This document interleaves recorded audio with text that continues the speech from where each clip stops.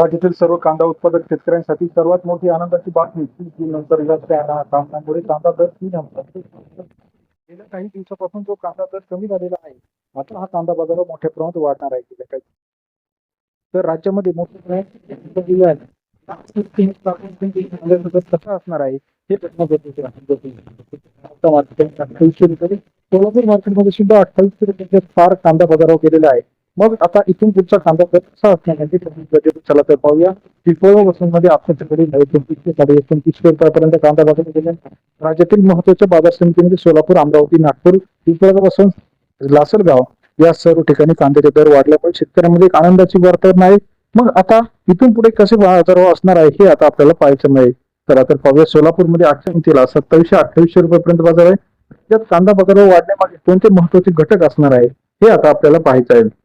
तर आपण जर बघितलं तर हे 3 ते 4 कारण आता मोठ्या प्रमाणात आहे.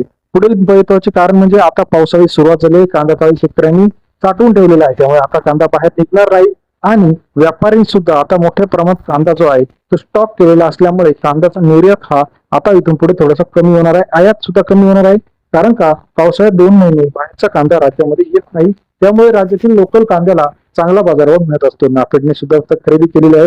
मग अशा परिस्थितीमध्ये खेड, चाकण असेल, राहता असेल, सोलापूर असेल, अमरावती असेल, धुळे असेल, वाशिम असेल, या सर्व ठिकाणी कितपत कांदा बाजारात मिळणार आणि सरासरी कांदा बाजारात किती मिळणार हा प्रश्न शेतकऱ्यांपुढे आहे. गेल्या काही दिवसाच्या तुलनेमध्ये आपण जर बघितलं तर कांदा दर वाढायला सुरुवात झाली. राज्यातील सर्वात महत्वाची मार्केट जे आहे या सर्व ठिकाणी या 4 कारणामुळे कमी पाऊस, जास्त पाऊस यामुळे पिकांचं नुकसान, निर्यात, साठा पुरवठा, वाढती मागणी या 4 कारणामुळे कांद्याचे दर आता इथून पुढे 30 ते 35 रुपयापर्यंत सुद्धा जाण्याची शक्यता आहे. राज्यातील महत्वाच्या मार्केटमध्ये Lasalgaon market, Pimpalgaon Vasant market, Solapur market, Amravati, Nagpur, Parner market, Sangamner market, Junnar मार्केटचा समावेश होत असतो. याच्यामध्ये आपण जर बघितलं तर सध्या युद्धबंदी हटलेली आहे. निर्यात सुद्धा मोठ्या प्रमाणात सुरू होणार आहे. आता निर्यात जी होणार आहे ती हवाई मार्ग, त्याचप्रमाणे रस्ते मार्ग आणि पाणी मार्ग या 3 मार्गाने होत असते. त्यामध्ये कांद्याची निर्यात ही रस्ते आणि पाणी मार्गाने होत असते. यामध्ये बांगलादेश असेल, श्रीलंका असेल, चीन असेल, हे महत्वाचे कांदा निर्यात देश आहे.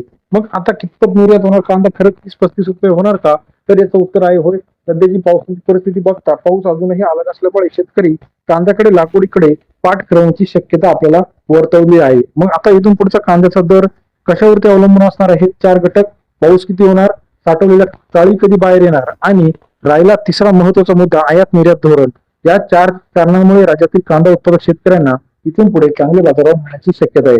कांदा मार्केटची लेटेस्ट अपडेट सर्वात आधी चॅनलच्या माध्यमातून बघण्यासाठी चॅनलला लाईक, सबस्क्राईब आणि शेअर करायला विसरू नका. कांदा बाजारभाव 30-35 रुपयापर्यंत आपल्याला इथून पुढच्या काळामध्ये पाहायला मिळणार आहे. व्हिडिओ आवडल्यास लाईक करा, सबस्क्राईब करा, शेअर करा. अधिक माहितीसाठी बेल आयकॉन प्रेस करा.